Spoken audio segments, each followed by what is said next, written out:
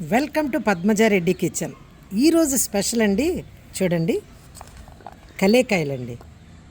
మనం ఈ మార్కెట్లో చూశాను, వెంటనే తెచ్చుకోవాలనిపించింది. మేమైతే కలేకాయలు అంటాము, కొన్ని ఏరియాల్లో వాక్కాయలు కూడా అంటారు. ఇవి చూడగానే నాకు మా చిన్నప్పటి జ్ఞాపకం ఒకటి గుర్తొచ్చిందండి.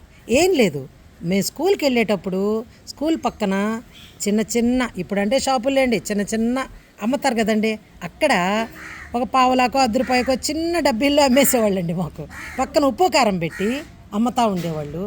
ఆ విధంగా ఏంటంటే గుర్తొచ్చింది ఆ మెమరీస్ అన్నీ మాకు. మామూలుగా వీటిని ఇప్పుడైతే మనం పప్పులో వేసుకుంటాము, పచ్చడి చేసుకుంటాము, మళ్ళీ ఊరగాయ కూడా పెట్టుకుంటాము.